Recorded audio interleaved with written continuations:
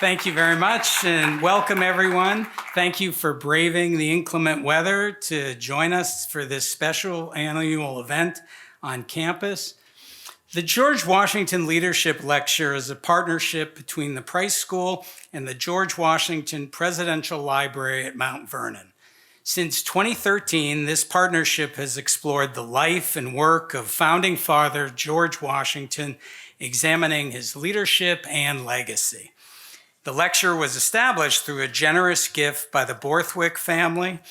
Maribeth Borthwick is a USC alumna who also serves as the Vice Regent for California of the Mount Vernon Ladies Association. Maribeth is here with her husband Hal and her son-in-law Andrew, and please join me in thanking the Borthwick family for their support. There you are. Thank you. I'm also very glad that our own president of USC, Dr. Carol Folt, is here this evening. Thank you for joining us. Unfortunately, her presence here tonight means we had to cancel the psilocybin mushroom goodie bags. But maybe next year.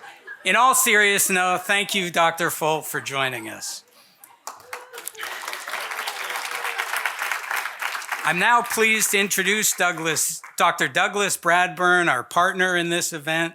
He's the president and CEO of George Washington's Mount Vernon and the former founding director of the George Washington Presidential Library at Mount Vernon.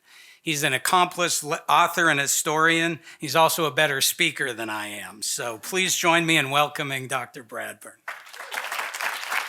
Thank you, Dean Goldman, for those kind words. I'm delighted to be here again.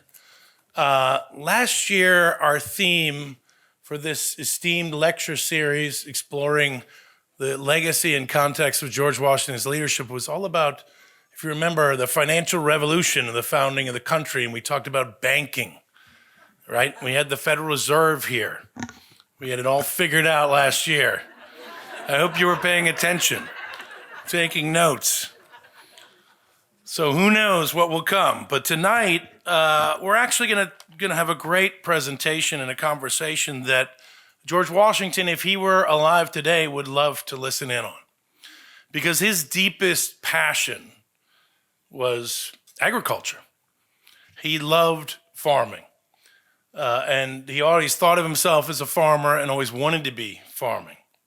And that's a little of the context I'll give as we kick off the program. Of course, he was acquired an estate on the Potomac River that we know today as Mount Vernon.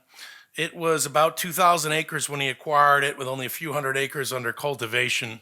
Most of it was forests.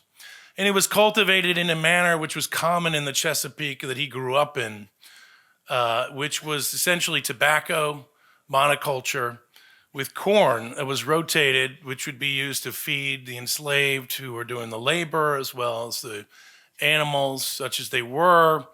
And there wasn't really much husbandry, and it was incredibly destructive, exhausting practice of agriculture. Essentially, you would wear out the soil through the tobacco, which is very harsh, and then the corn, which is exceedingly harsh. And then you would cut down a virgin forest and do the same to that piece of land, and you move on. There was lots of land, and that had been the story of Virginia agriculture for almost 150 years by the time George Washington really starts becoming a planter. And one of the things he very quickly does is he transforms Mount Vernon from a tobacco plantation into a wheat farm and brings in new crops and new grains into what is the northern part of Virginia there on the Potomac. And with that comes a whole new way of doing agriculture. He starts getting very interested in crop rotation, experimentation. He lived at a time of incredible excitement in the enlightenment around the discovery of new plants for use, new ways of proceeding, and he was a deep reader in the latest agricultural practices of the time. Now, so he becomes a experimenter with wheat and all sorts of grains and grasses. He gets involved in the different kinds of plows. He invents a plow. He invents a treading barn, a threshing barn, to be a more efficient way to tread wheat. It's a 16-sided barn which has horses that run and separate the wheat from the chaff that kind of float down through the boards. And of course, he develops a major milling operation, a grist mill. In fact, when he's president of the United States, the third patent of the United States comes across his desk. It's the Oliver Evans system for the manufacture of flour, which takes human hands almost entirely out of the process. You put the grain in, or the threshed grain in, it gets ground, and then there's an elevator system that carries the flour up to the top floor where the hopper boy spins. It's all powered by a big drive shaft run by water power. And today, if you come to Mount Vernon and visit Mount Vernon, you can see that mill in operation. And in fact, it's probably the only place in the country where you have the third patent of the United States still providing a revenue for anybody. It's pretty quite extraordinary there. Now, Washington was obsessed with the improvements that he could try to create. And here's a quote I love about this, which speaks, I think, to the theme of this evening. He comes back from the American Revolution, and really he thinks that his public service is going to become transforming American agriculture as a gift to the nation. At the time of the founding of the country, about 90% of our economic activity was in agriculture. It was what the country did. And he says he's looking for an innovative farmer from England. He writes to Arthur Young, who is a promoter and a great writer on agriculture reform. And he's asking for a farmer. He says, when I speak of a knowing farmer, I mean one who understands the best course of crops, how to plow, to sow, to mow, to hedge, to ditch, and above all, Midas-like. One who can convert everything he touches into manure as the first transmutation towards gold. In a word, one who can bring worn-out gully lands into good tilth in the shortest time. And so Washington was really introducing into American agriculture at this period this idea that lands could be restored, that you could have a regime of agriculture which was sustainable over time. And we saw this also in his use of animals. Washington uses oxen early on, which he knows they're too expensive, they're too difficult to manage. He uses horses, which are too easy to die, too weak, too expensive, and ultimately he becomes a major breeder of the American mule. He acquires giant jack stock from the King of Spain as a gift, and breeds this giant jack stock with horses all throughout the East Coast. The jack stock is called Royal Gift because it's a gift from the King of Spain. And really, this becomes the common practice of Southeast agriculture. The American mule comes from this stock. So Washington, as a farmer, as an innovator, is a man of his moment, and a man of the Enlightenment. And I think the key thing about the Enlightenment that is a good takeaway for all of us was the idea that you didn't have to do things the same way that your parents did them, or that the people that came before you did them, that human beings could improve the world that they inherited. And of course, one of the greatest gifts that George Washington gave us is the Constitution of the United States, with the idea of a more perfect union. That we were, as a nation, created in a moment in which an idea that you can improve the world that you've inherited is built into our fundamental DNA. So with that idea of entrepreneurship, of looking towards the future, of trying to improve the world that we're going to hand off to the people that come after us, we have an incredible speaker with us tonight. Now, as always, he is going to be interrogated by the most popular professor at USC, Dr. David Sloane. You all know Dr. Sloane as the new again chair of the urban planning department here in the Saul Price School. He also is concerned with foodways. In fact, some of his famous work is on cemeteries. So that's where you'll get if you don't eat right. So that, I think, food for worms, we all will be. So with that, David Sloane, come on up, receive your acclamations, and introduce our speaker. So I am pleased tonight to talk with Michael Pollan. We've had a number of distinguished people sit on the stage with me and talk about topics, but there's really no one more distinguished than Michael. He is the Knight Professor of Journalism at Berkeley but he is most famous to almost all of us through his writing. And depending upon who you are, you either delved into the omnivore's dilemma. It's 600 pages that has a whole thing on killing a pig. Or like me, I did read that, but like me, you really like Food Rules, which is like a tiny little book and is really about trying to think about how we should eat today. And so we're going to talk about both at some level, but we're really going to try and talk about that kind of issue of food in America and food policy and planning in America, and how Michael deals with those and tries to encourage us to think more optimistically and more sustainably than we have in the past. So Thank you, welcome David. to USC. Thank you, and thank to all of you for coming tonight on a really nasty night. So let's talk about that nasty night. I mean, if you're a farmer, it's not a nasty night. Well, I think Up to a point. I was going to say, in California, isn't it? Haven't we gotten past the we love rain to my fields are now completely soaked and yeah. My crops are dying? You know, I've heard both things talking to California farmers. It depends on how they're situated, what kind of soil they have, and exactly how much rain they've gotten.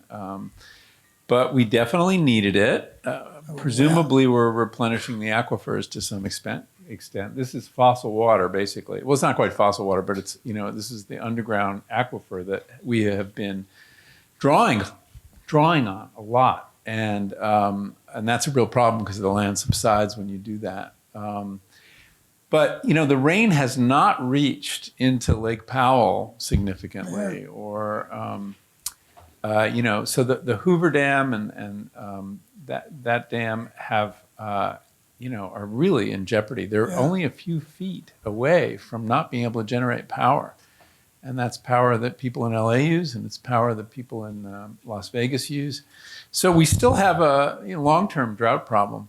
But this has helped. This has definitely helped. And if the snowpack doesn't melt too quickly, that'll be a good thing, because we have more ability to catch this water. Actually, there's a really nice article in this morning's Los Angeles Times about how the farmers are actually trying to help the water get to the aquifer. By doing what? I didn't get that far.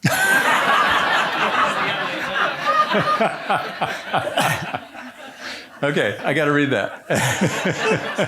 Sorry, I should have kept my mouth shut. I won't ask you any more follow-ups.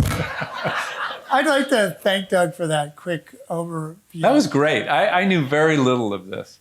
And I said to him, we were talking before we started, I said, I knew a lot. I'd been to Mount Vernon as a kid, but not paying attention to the agriculture. But I'd been to Monticello many times, and I thought of Jefferson as the great agricultural innovator. And Doug said witheringly, well, he was more of a gardener. And that article I sent you by those two entrepreneurial professors showed he was really an innovative farmer. Absolutely. Remarkable. I mean, in terms of technology, in terms of, rotating crops was a radical idea in America. And we have to take ourselves back. We have to think of agriculture as we now think of tech or Silicon Valley, because that's what it was. It was that central to the life of the country. And if you could innovate in that space, it was incredibly valuable. And that was true, all the way up through the 19th century. Yeah. I mean, Lincoln starting the land grant colleges.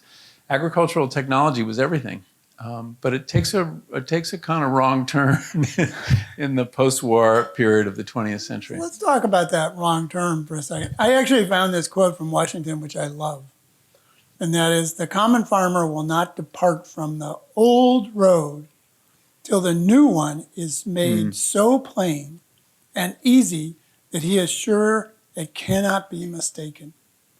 And forgive me, I'm one of those guys who sort of goes too far with analogies. It strikes me that today the industrial farm complex is the old way. And that the little food, what you call the little food movement, the farmers markets, the CSA boxes, the organic farmers, the people who are really trying, are the new movement.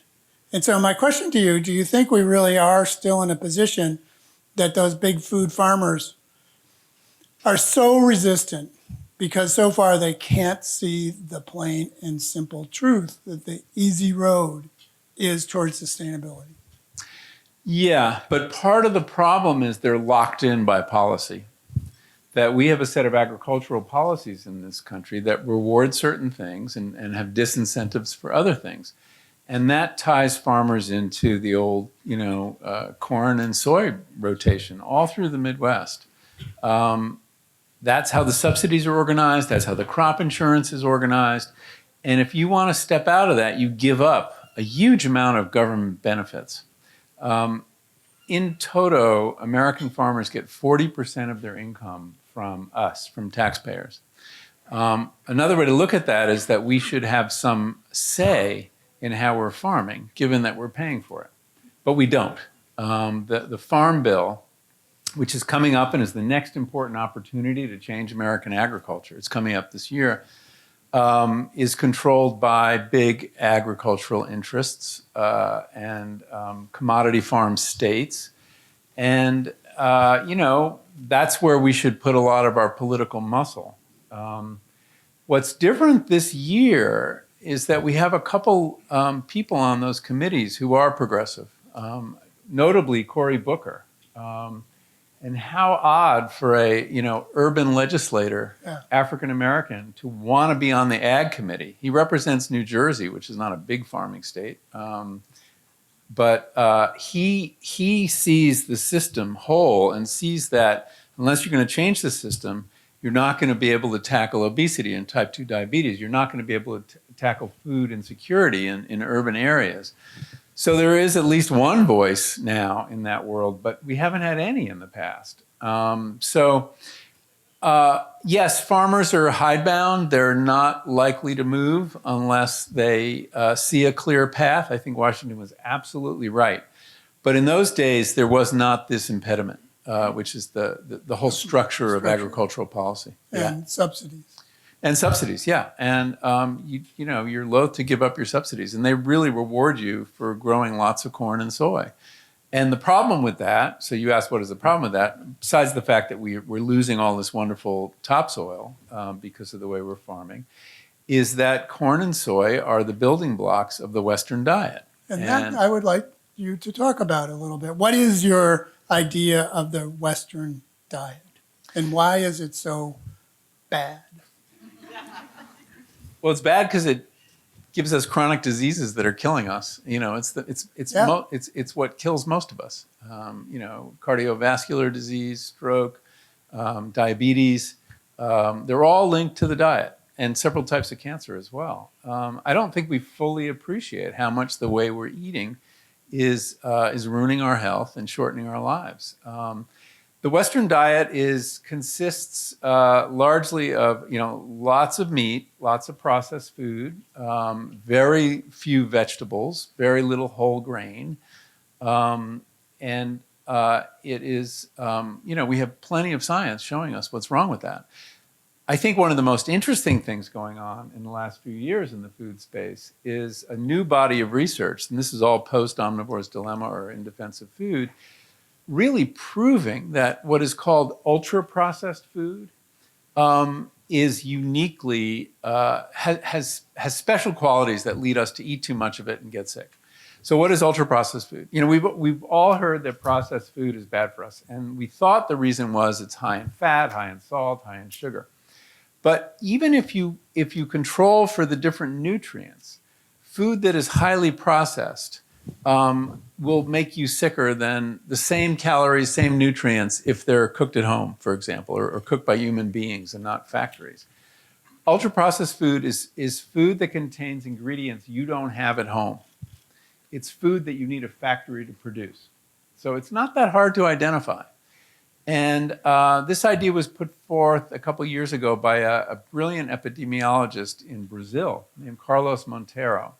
And he was perplexed by the fact that rates of obesity in Brazil were spiking. Yet when he looked at what are called the disappearance numbers, like how much sugar was being used, how much fat was being used, how much carbohydrate, they hadn't changed. So he concluded it must be the form in which we're eating these things. And instead of rice and beans, people were eating frozen pizzas and various kinds of processed food.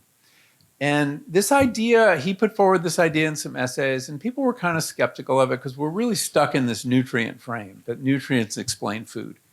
A researcher at the Institute of Health named Kevin Hall, who's very skeptical of Montero's thesis, designed and got funded an experiment to test it. And he got a group of people that he divided into two groups. I forget how many it were, several dozen people. He kept them in an NIH facility for 30 days, and he fed them one of two meals, types of meals. They designed a meal that was it was like 80% ultra-processed food, and we're eating, as Americans, between 60 and 70% of ultra-processed food. And then he made another meal that was whole foods, exact same nutrients, exact same profile, exact same number of calories. The people who had the ultra-processed food ate 500 more calories a day, which in a month will put on several pounds. They could eat as much or as little as they wanted, but there's something about that food and the way it's designed that gets people to overeat. And then there's, we don't know exactly what's wrong with it. Part of it is it's been designed by food scientists to be irresistible. But it's also because it has no fiber in it to speak of, so it doesn't give your microbiome anything. It's absorbed very quickly, so it leads to spikes in glucose. That science remains to be done, exactly what is wrong with the ultra-processed food diet. But I think that's a really important finding, and I think it explains a lot of what we're seeing, which is, spikes in obesity, spikes in type 2 diabetes. This is a public health crisis, and it doesn't get treated that way. And it's absolutely addressable, with changes in the way we eat, and also changes in the way we subsidize agriculture. We, as a nation, create the incentives for farmers. Farmers will follow the incentives, and right now those incentives are to grow as much corn and soy as you can. So we're getting what we ask for, in effect. And we're not subjecting these agricultural policies to, we should be scoring them for their impact on public health and their impact on the environment. But we don't. We score them on yield, bushels per acre, and farmers who aren't pissed off. Yeah, it's an amazing thing. I do work on traffic safety, and the size of the American car has just gone up by huge amounts, as I'm sure you've noticed when you walk by a pickup truck and it's now at your head, right? I mean, literally, I walked by one the other day that was 5.5 feet in the front. Wow. No way they see an 8-year-old kid walking across the street. They just can't see him, and so pedestrian deaths are going like this. And in some sense, one of the things people like me ask for is, well, that should be scored. Yeah. That should be a part of how we think about whether we allow this car on our streets. And the answer is absolutely not. Yeah. And the same thing with food. Yeah. That we, in some sense, don't score it for our health. Right. We score it for profit. Yeah. And, we're in a school of public policy here, and policy is really powerful. And food policy could change a lot. It could also address the fact that the food system contributes mightily to climate change. Estimates vary, but it's about a third of greenhouse gas production comes from the food system. And a lot of that is from beef production. So I want to get to both those things in just a second. But first, there's something that you did in Defense of Food, your book, that I encourage everybody to read. Omnivore Dilemma is a task. It's not 600 pages, by the way. Okay, it's 480. That hurts. It's a big book. Defense of Food is really a gorgeous book. It reads very quickly. It has just enormous amounts of information in it. And one of the things that you do in there is make the distinction between the way we think about nutrients and food, and especially what you call whole food. And can you talk about how we got to this point where we really think we turn the package around, we check out the little label, oh, it has sugar, oh, that's bad. Pick up the next one, less sugar, okay, we'll buy that one. And we don't really think about what are we eating? Yeah. as food. Well, yeah, we have been fixed on what I call nutritionism, which is not the same as nutrition. It's an ideology, and like any ideology, it has some kind of basic invisible assumptions built into it. And the assumptions are that it's the nutrients that matter, that food is the sum of its nutrient parts. And, that made sense if you're a scientist. You have to break things down to single variables to study. But for us as eaters, why are we talking about nutrients? Why do we have to have a head full of biochemistry to eat? People have eaten for thousands of years without knowing anything about nutrition. They knew what their mother said to eat, and that's all they needed. Or their grandmother. Or their grandmother, or, and increasingly their fathers, let's hope. But we got off that. And so we entered this place where we divided the world into good and evil nutrients, although the identity changes with time. So I remember a moment, and some of you are old enough to remember, when it was fat that we worried about, right? There was low-fat everything. You could get, there was low-fat junk food, and we somehow thought it was healthy, even though it was still junk food. But they figured out a way to get the fat out of it and replace it with something. There was a whole line of Nabisco snacks. It was called, what was it called? Snackwells. Yes, that was a whole line of like junky, fat-free food. And delicious according to some people. I thought it was pretty nasty. But then we turned on a dime, and I can date it. It was the year 2002, and there was an article in the New York Times Magazine called "What If It's All a Big Fat Lie" by a journalist I know named Gary Taubes. And overnight, we stopped eating carbs because he'd convinced us the problem wasn't fat. Fat's fine. The problem is carbs. And whole donut companies went out of business. Bakeries went out of business. We just pivoted and would not go near a carbohydrate. You could not sell a plate of pasta if your life depended on it. We moderated a little bit. We're still in this anti-carb thing. But the point that you could guide your eating based on a single nutrient is just absolutely insane. But we've done that as a society. And it hasn't served us because the part of that ideology is if you eat a lot of a good nutrient, it must be fine. And so we end up overeating the good stuff and binging on it. And that of course, is what the industry wants. They're engineering this food so they can put a health claim on it. And we assume if it's healthy, if a little bit of it's healthy, a lot of it must be really healthy. But, it still has calories. So this nutritionism ideology is something I've been like railing against for a long time. And in a way that the discourse around ultra-processed food suggests, is a good step away from it, because it's suggesting that we have to look at the structure of food and how it was made and the context. But it's just such a reductive way to think about food. I mean, food is a beautiful thing, and it's not even a thing. It's a set of relationships, right? What you eat connects you to, the farmer who grew it, the land where it was grown, the tradition that it's a part of, and the people you're eating it with. And so I just really encourage people to eat food and think of it as food. And because all this worrying about nutrition and nutrients happens to coincide with this public health disaster. The more we stress about food, the fatter and more diabetic we become. So it's clearly not working, and we have to try another approach. And I wrote about this in Defense of Food, a book that, the first 7 words of this book are actually all you need to read. I was a little worried that anybody would go any further. But I say, and this is talk about reductiveness, this is the distillation of everything I learned about food and nutrition. Eat food, not too much, mostly plants. And eat food is a little bit hard because, wait a minute, isn't this all food? And I'm making a case it's not all food. We should not dignify certain things with that beautiful word. And I try to give you some algorithms to help you figure that out.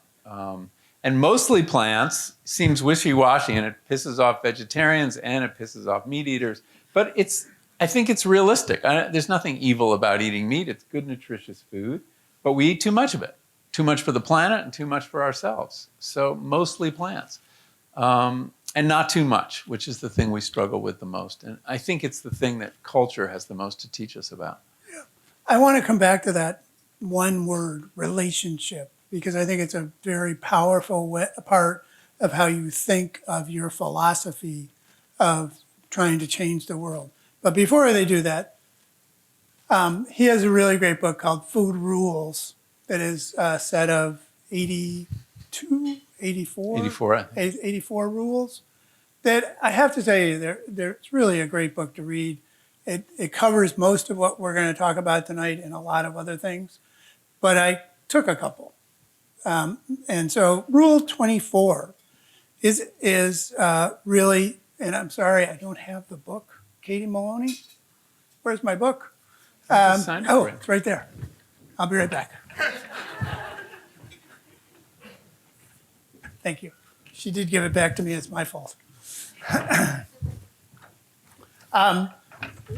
Rule 24 is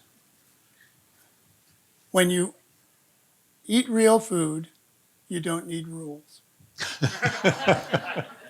And so my question to you is, though, as we talk about this nutrients, we talk about ultra-processed food, we talk about all these divisions of what we think of as food, has it become harder to actually know if you're eating food? Yeah, I think so. I think a lot of the food industry is well, first of all, the food industry has read that book.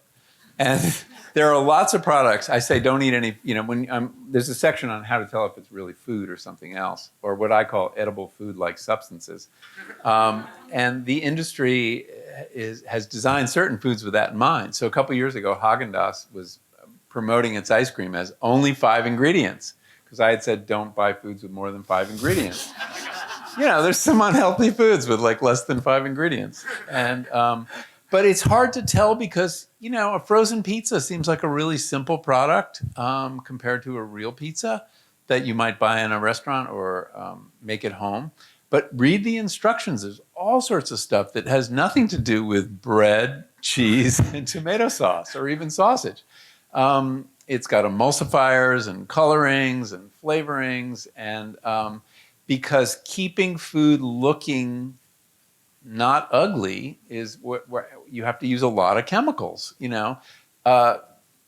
Emulsions of water and oil will separate unless you put in emulsifiers. Well, emulsifiers happen to take a toll on the lining of the gut in such a way that it leads to inflammation.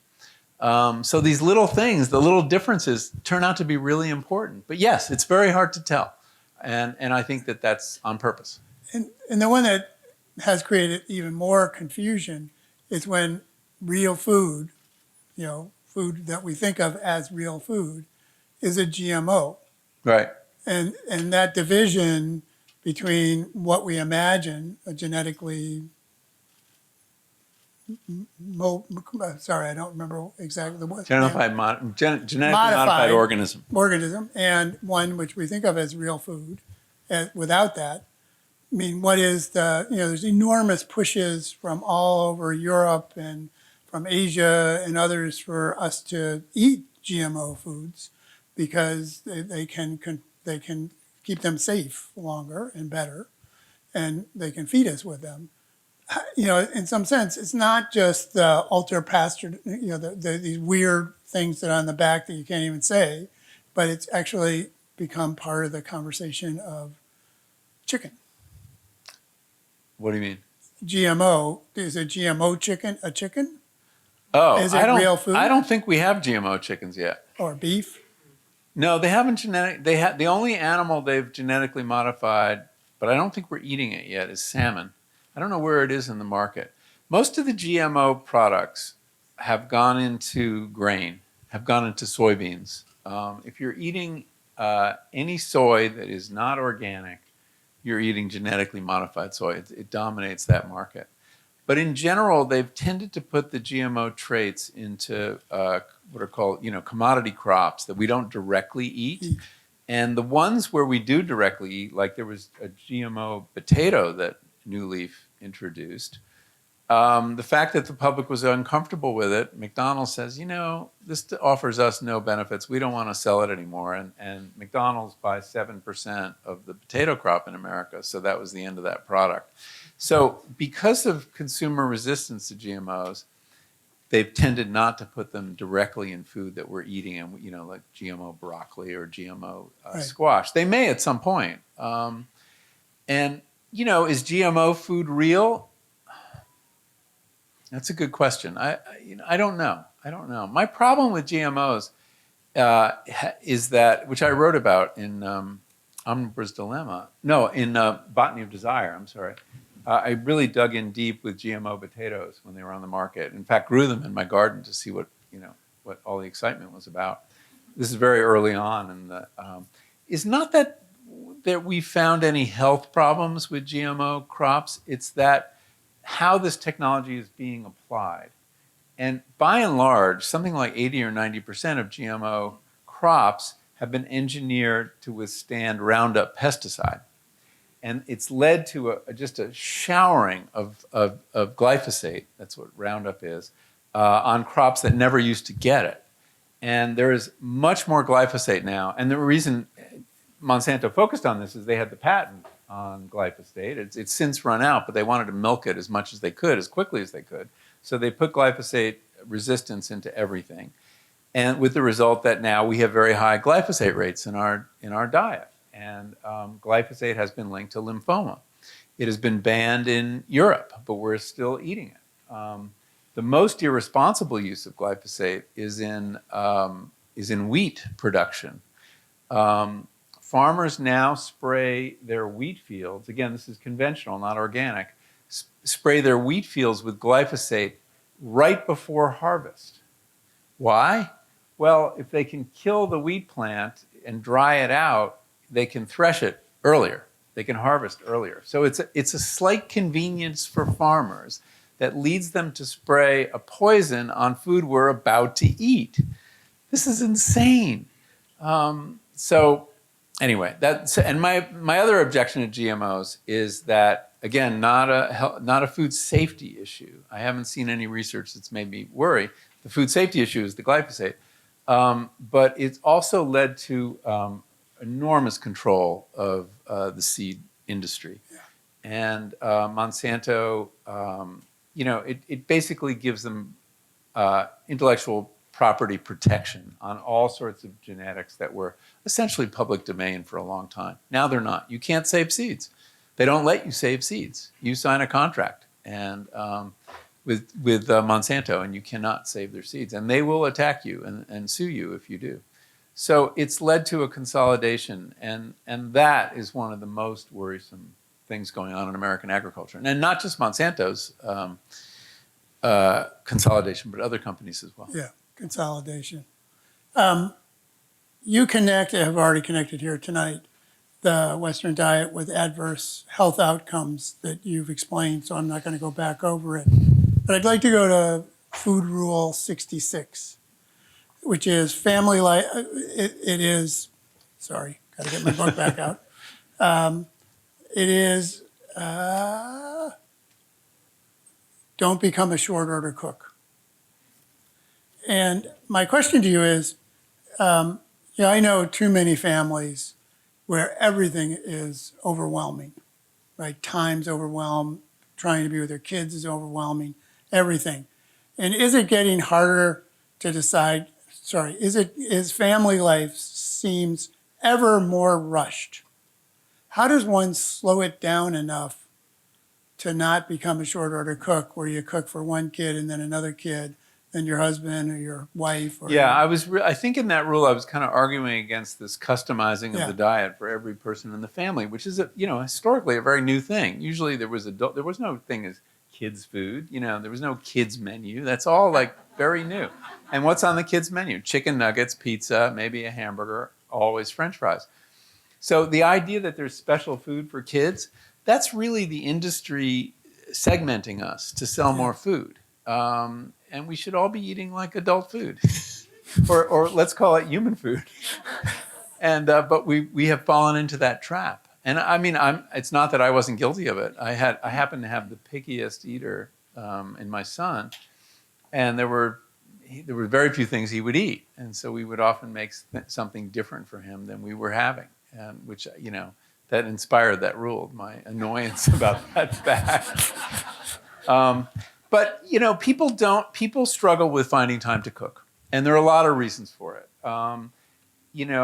People, especially people who are poor, often have 2 shifts, right? They're working 2 shifts, or the poorer you are, the longer your commute is. So you're spending a lot of time in the car, and it's very hard to find time to cook. And I think that is at the root of a lot of our problems around food.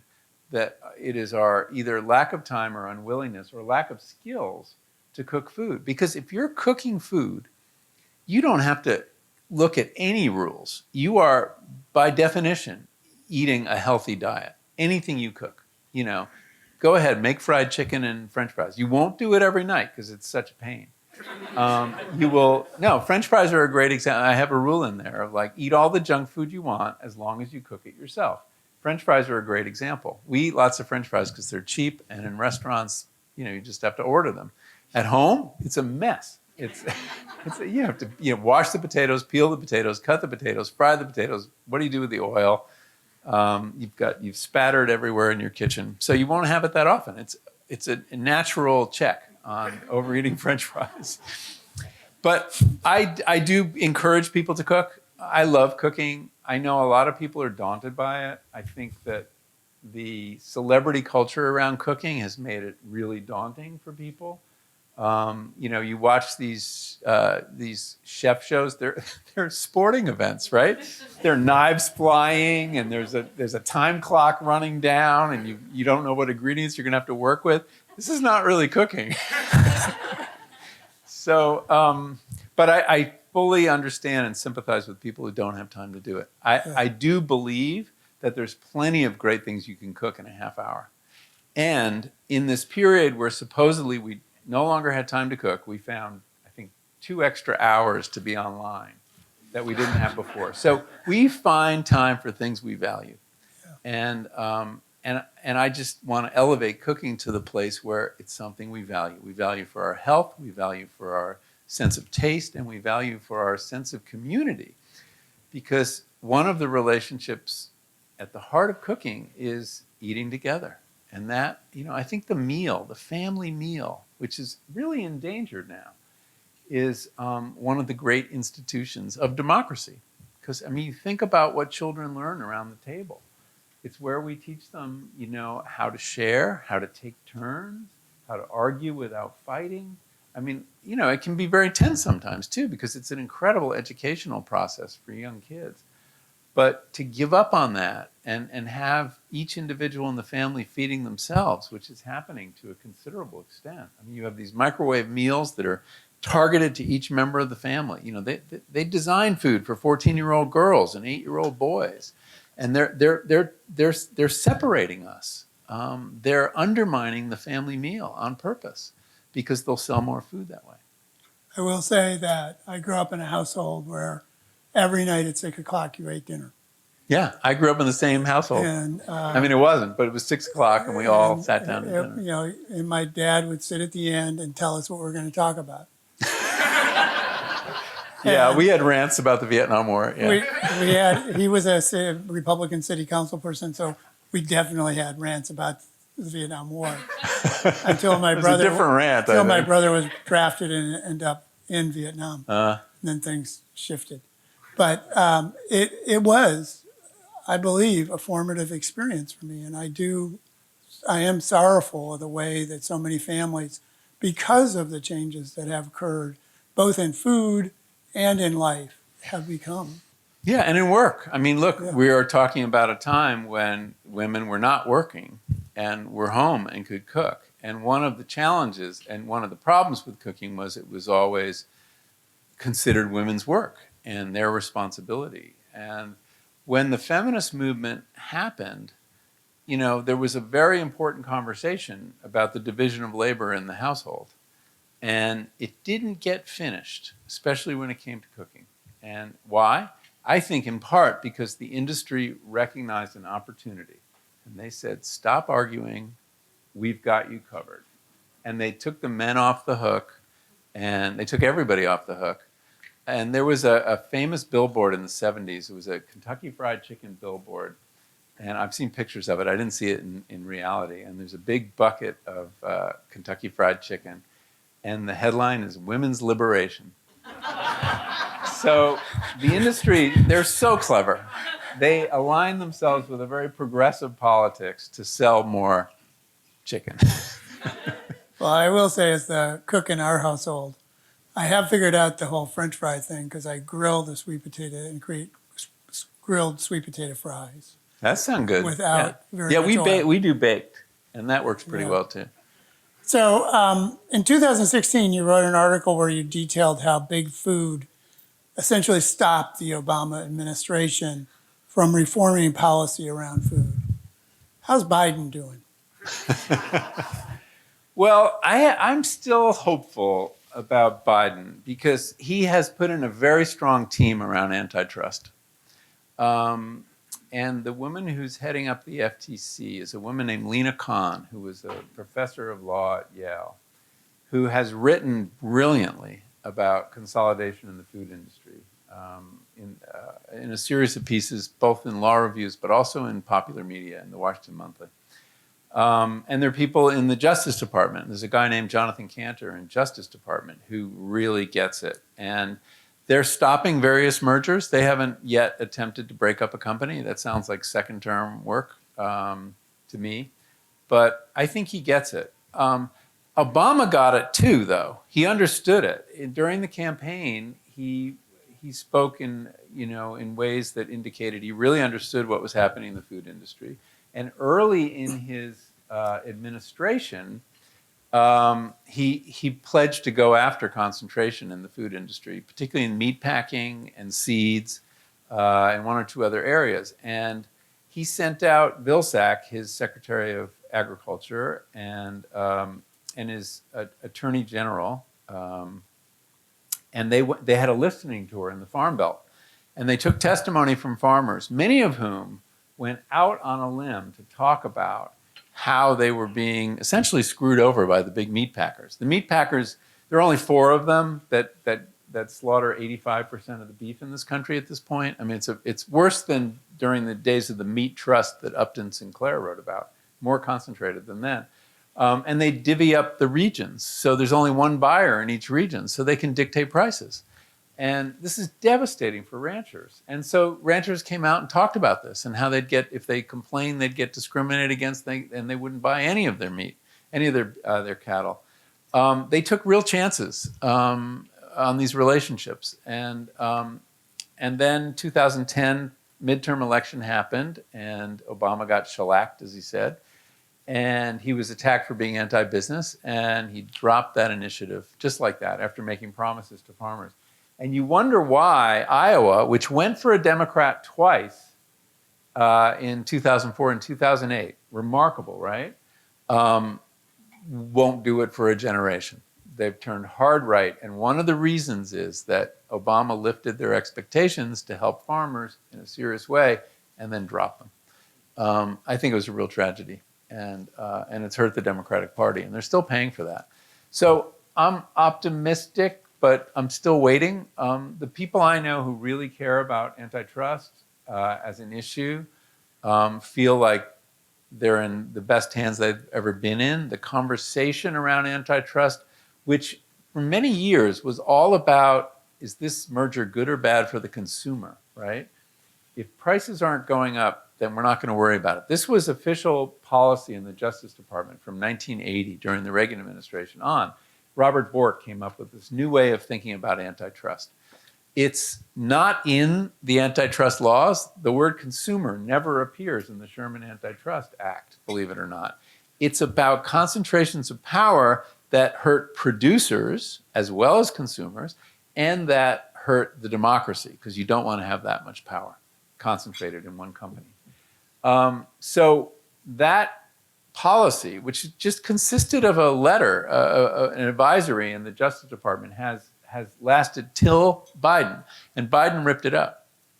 So there was an executive order saying their standards for antitrust were going back to the traditional ones. So if they actually, walk the talk, that'll be a huge deal and a very healthy thing. Yeah. But they're up against very powerful forces. Now, to give you an idea of how powerful the industry is and why it's a danger to our democracy, early in COVID, there was several outbreaks of COVID. Remember, this is all before vaccines, in meat plants. These people are working in like 32-degree temperatures, very close to one another, and they were getting COVID at very high rates. Meat plants through the high plains. The local health authorities wanted to close down the production lines for a couple weeks because they were bringing so much COVID into the community. John Tyson the owner of one of the biggest meat companies, took out a full-page ad in the New York Times, open letter to the president. Dear Mr. President, we need you to invoke the Defense Production Act to force the workers back on the lines and overrule the local health authorities. Otherwise, the shelves will be bare of meat. And days later, Trump signs an executive order doing exactly what John Tyson ordered him to do. Now, the Defense Production Act is designed to make companies do things they don't want to do, like produce for the war effort. That's why we have it. It was never used for this kind of purpose. But that's a sign that a single company can shake down the president of the United States to do what they need done. I think we should have been horrified by that. But it just, it passed without much comment. And we should point out that a bunch of people died. Oh yeah. A bunch of people died in these meat plants. Yeah. It was horrible and it was completely unnecessary. And by the way, all that meat that Tyson claimed they were sending to the American grocery store, the plant that they were focused on exported everything to China. The Chinese have, they like us to grow the pigs and keep the pollution, and then they just, we send over the carcasses. Although now they have an 8-story. Yes, they built Pig a farm. high-rise pig farm. Yeah. So we'll see how that works out. Yeah, it's a pretty dystopian vision. As part of that conversation, you've been arguing for a very long time that the United States needs a national food policy. Do you Yes, think not farm policy, yeah, food policy. Food policy. Do you think we're going to get one under Biden? No. I'm not optimistic we are. I think there's still work. It's a long-term struggle. So I talk about a food policy because that implies a farm policy. If you want to produce a certain kind of food, you need a certain kind of agriculture. But our focus should be on food, not farming. There are 2 million farmers in America. It's a very important occupation. But what we need to be concerned with is the thing that all 300 million of us do, which is eat food. And we have to get that right. And then we should design farm policies that support the kind of food we want to eat. That means diversifying our farms. That means subsidize. Right now we subsidize the least healthy calories in the supermarket. Those, the ones that come from corn and soy. And the healthiest, the ones we know, the calories we know people should be eating, we don't subsidize. Now, it's harder to subsidize fresh fruits and vegetables. It's true. So you have to design very interesting, intricate policy mechanisms. You probably have to subsidize demand rather than supply. And the reason is if you subsidize supply, as we do with corn and soy, you end up with oversupply, invariably, some years. And you can store corn and soy for 5 years in a silo. You can't do that with broccoli. You get compost if you're lucky. So there's a lot of policy work to be done. And, places like this can do it. So I teach a class on community health planning to our graduate students and our undergraduates when I get a chance. And one of the things one of my students created was this very nice chart reminding us that the food system isn't farming. Right. That's production, right? That's farming, production. But there's also distribution, getting those things where we want, and we want that to be as local as possible. And then there's consumption. Let's eat. And there's processing in there too. And there's processing in the middle there. Yeah. And one of the things that I always struck me about that is we place an enormous emphasis on production, the subsidies, but we don't really focus on that consumption or even on distribution. The idea that our strawberries are going to come from Mexico or from Chile and not from the Central Valley. Yeah. And that hurts us, as you point out, not just physically, but as a society. Well, we have overproduction. I mean, the historical crisis of American agriculture is producing too much corn and soy and wheat sometimes and getting rid of it. And that's why, we have ethanol. Ethanol is a disposal scheme for surplus corn. Ethanol makes no sense from an environmental point of view. It takes as much energy to make it as you get out of it. And in this new recent climate bill, there's going to be more money for ethanol. It's an incredible boondoggle, and we're always telling farmers, they need to produce a lot to feed the world. But our food aid is also structured in such a way that when people are starving in a given country and they're having a crisis, American law requires that we not give money to people so they could buy local food, that they have to take our surplus food sent to them on our ships. And so we dump all this surplus corn on these countries, which hobbles their agriculture. I mean, so you could look through the whole problem as one of overproduction and how do you get rid of all this stuff? And a lot of processing is about getting rid of lots of commodity crops. So in just a few minutes, we're going to ask you to start giving us some questions. But I do have two things that I'd like to talk to you about.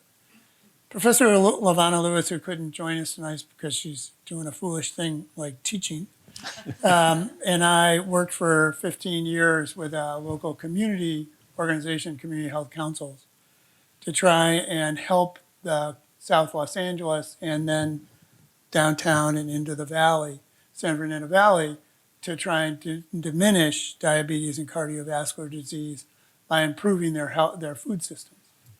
And one of the things that research effort and that community-based mobilization effort was to try and propel what you call the little food movement.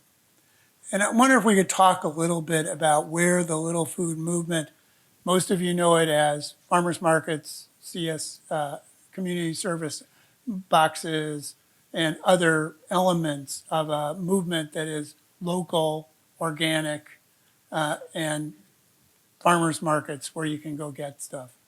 How are we doing with, because it's this amazing statistic that I tell my students. In 1970, there were 273 farmers markets in the United States. There's over 8,000 now, right? We have changed. Yeah. Lots of ways that we've talked about this. And there was a moment where, and big food was really big in some sense, but now has a competitor. And how is that competitor doing? Well, I don't. Do we have hope? Yes, I do have hope. I mean, look, the American way of eating has changed for many people over the last 20 years or so, and that's one signal: people shopping in farmers markets, people joining CSAs, and the organic industry, which has to some extent been, corporatized, and that there's some worrisome trends in the organic industry. But it's enormous now. It's like $60 billion. If you total all that, little or alternative food, alternative to big food, you're getting up close probably to $100 billion now. That's quite a thing to have built. We have choices now when we go in the supermarket. We can eat in a way that is aligned with our values. If we're concerned with the welfare of animals, there is humanely raised chicken, eggs, and meat. If we care about sustainability, there's organic. Or if we care about pesticides, there's regenerative, a label you'll see more of. If we really care about the soil and improving it rather than degrading it. And so that's I find that very helpful. There are few areas in life where we have the kinds of votes that we now have in the supermarket. And that wasn't the case 20 or 30 years ago. There was a little bit of organic, but now there's organic everything. And there are, so we can vote with our forks, but it's necessary, but it isn't sufficient. The thing I've learned, I was naive about this, and I really thought that, we could reform the food system from the consumer up. and that the consumer could drive these changes. The consumer has changed in various ways and is supporting all these alternatives, but it's not going to be enough. The fact is that the kinds of food I'm describing cost a lot more than industrial food. And so there's going to be a ceiling. There are people who simply can't afford to eat sustainable food, or you mainly raise meat, or whatever it is. So we're going to have to attack it at the other end as well, at the same time, in policy. And there, it's been very frustrating. And that's strictly a measure of the power of the industry. And so we just have to work harder and organize better and cultivate candidates. You know, John Tester is another he's a farmer, organic farmer himself in Montana, running for re-election this year. Really important voice on agricultural policy and on concentration. And so he's somebody there are people to support now that we didn't have that in the Senate. They're actually people you can get excited by. And in the House, there's a handful of people too.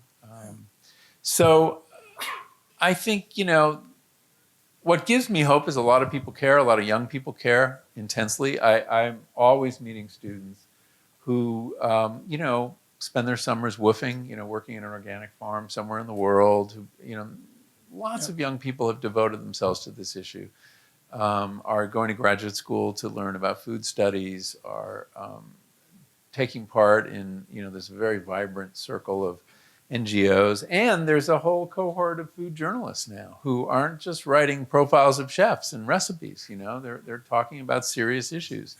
So there's been progress.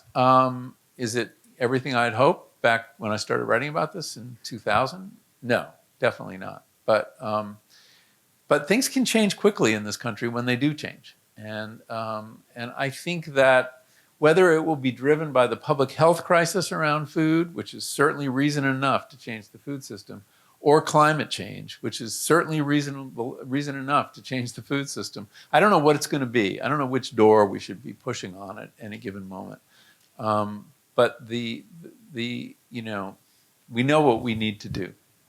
Okay. I have one more question, but I'm going to wait. Let's, you raise your hand. Somebody's going to come with a microphone, and you're going to be able to ask your question. Please keep it brief so that we can have more than one question. And I'll try to keep it brief too. Thank you for being and if you here. could introduce yourself. My name is Kelvin Garvan. I went to Georgetown University, so Mount Vernon is quite familiar to me.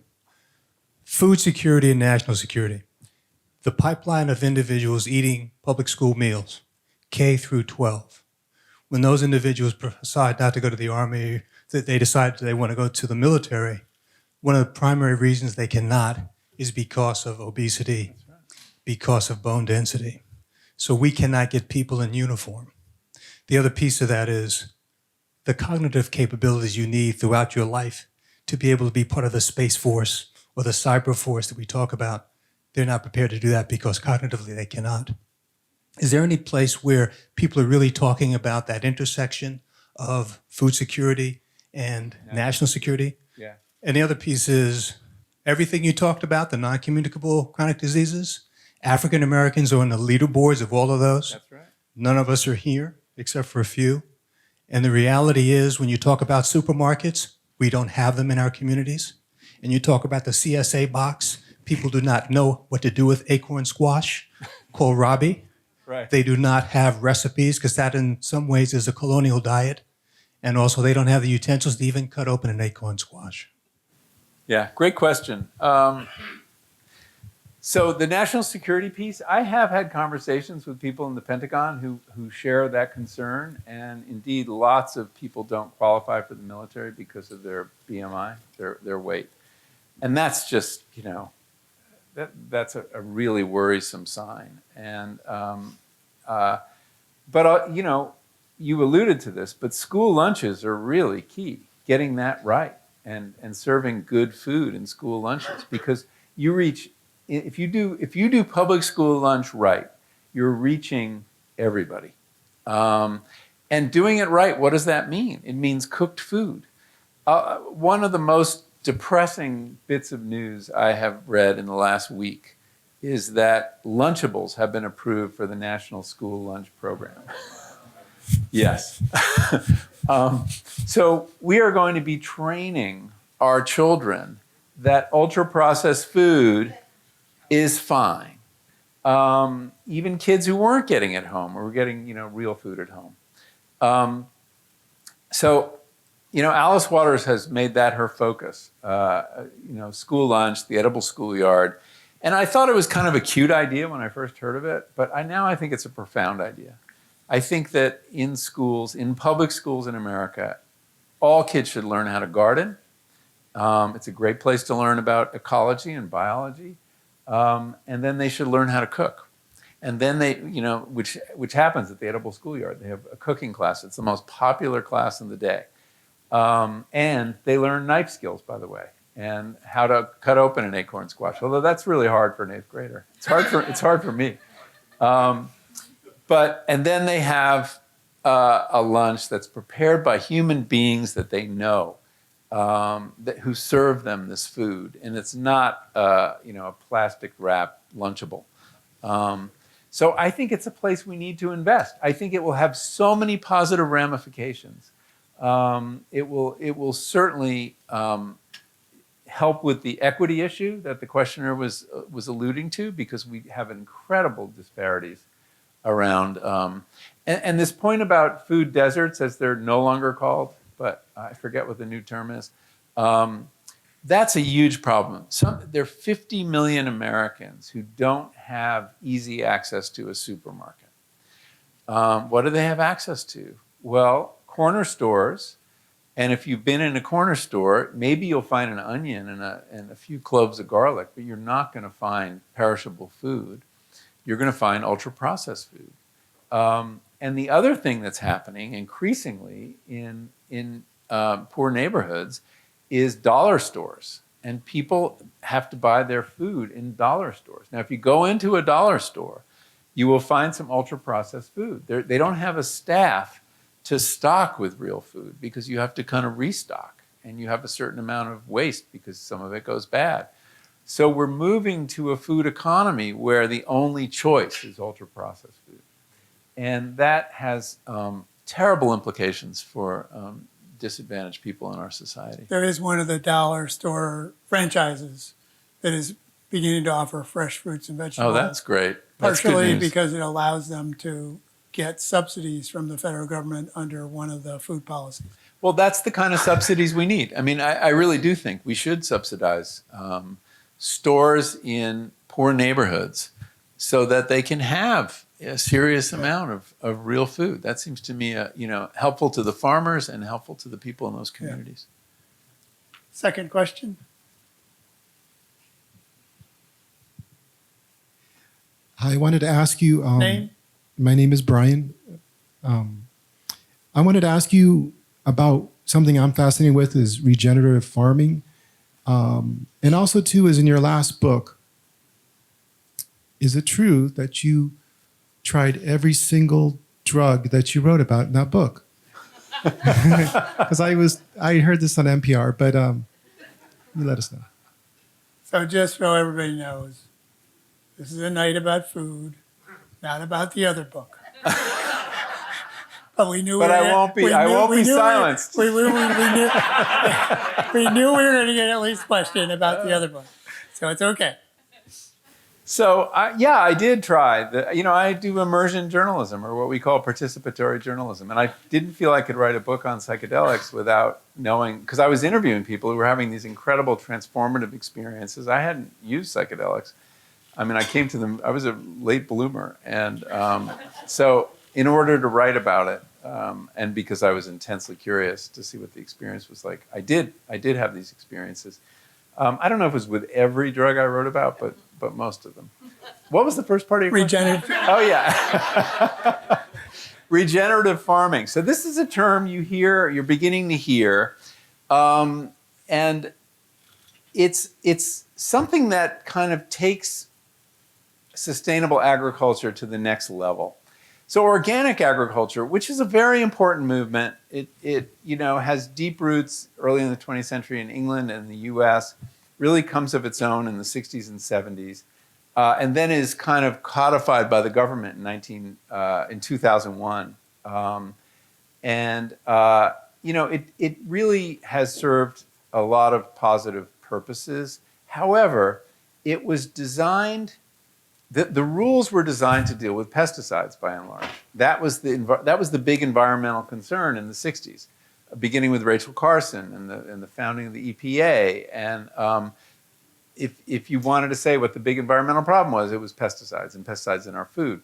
And organic addresses that.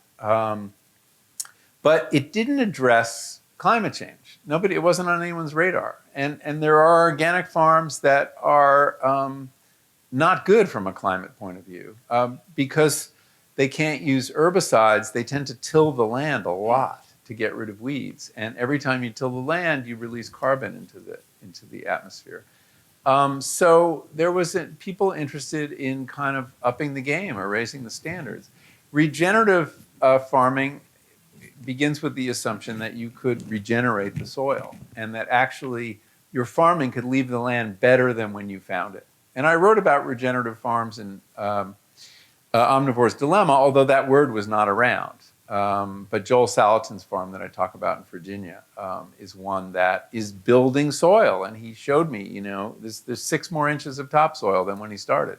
You can do that with farming if you farm in the right way and you rotationally graze and things like that. So regenerative farming hopefully will have the desired effect of raising the bar on organic. But since the word is not yet regulated in any way, it's subject to abuse. And there are a lot of people calling themselves regenerative farming and not using the organic label or certification. So we're going to have to get that all straightened out. There are some large companies that claim they're farming. I think General Mills claims they're farming regeneratively. And if you look closely, they may be doing a little more rotation or cover cropping, which is a very important regenerative tool. Or they're doing no-till, but they're using glyphosate to kill the weeds and then calling themselves regenerative. So I think we have to work on that. We have to get a definition that people can agree on, and then begin to enforce it as a meaningful thing. Otherwise, it's going to go the way of natural or healthy, and bogus food claims. Let's take one more. Hello, I'm Hello. Caitlin. I was a farmer in Missoula, and now I'm a city planner.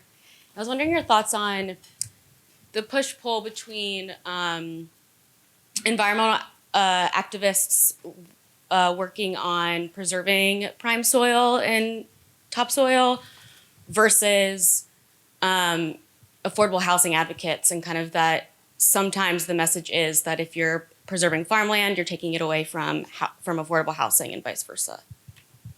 Yeah, I think they should go after the golf courses before they go after the organic farms. I think that we need to do a soil survey in every town, and there are precious farmlands where the best topsoil is, that it would be a shame to cover with houses and asphalt because we're going to need this land, so I think we should factor it in. But I would look at things like, is it a successful farm now? Is it really important, irreplaceable soil? It just seems to me that there's a way around that conflict that can handle both. There were a couple experiments done in the last few years. There's one outside of Chicago of instead of golf courses, doing housing around farms. And the farm becomes like the golf course. People look out on the farm. They have access to this wonderful fresh food. There's a way to do it. So I think it's one of those binaries that maybe we could finesse our way out of. Thanks for your question. Thank you all for your questions. I'm sorry we didn't have time for more. Wait. You have a last question. I get the last question.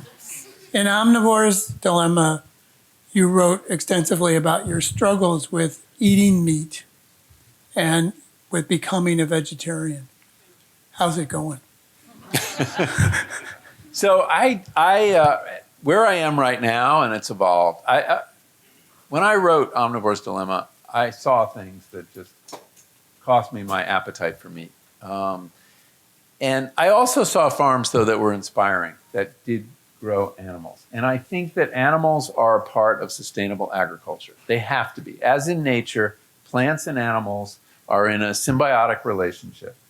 And on a farm, a good farm, the animals provide fertility for the plants, and the plants feed the animals, and you have this virtuous loop. We broke that with industrial agriculture. We took the animals off the farms. And what did we do? Wendell Berry has a beautiful line. He said, we took a beautiful solution and neatly divided it into two problems. One is a nutrient deficiency on the farm, on the plant farm, the crop farm. And the other is a pollution problem on the feedlots. We have all this nutrients we can't use, all this manure that doesn't get treated. So I really believe that sustainable agriculture will have a place for animals. I'm not eating meat at the moment. I am, pretty close to a vegan diet, except I do eat some fish. I think that beef is really problematic. I mean, I think if you eat beef, it's one of the biggest parts of your climate footprint, along with if you have a gas guzzling car. It's comparable to having a gas guzzling car.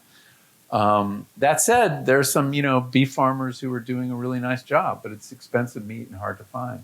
I think a very defensible position on meat is to use it as it has been used in American, in world culture for thousands of years, which is primarily in small amounts as a flavoring with a substantially plant-based diet. Americans have this idea that the meat should be this giant chunk in the middle of the plate with vegetables cowering all around them. It doesn't have to be that way. So anyway, I don't offer my own model. I have my own reasons, but meat is out of my diet at the moment. So Well, good for you. Will you join me in thanking him for? and thank you, David. Thank you. And thank you for coming.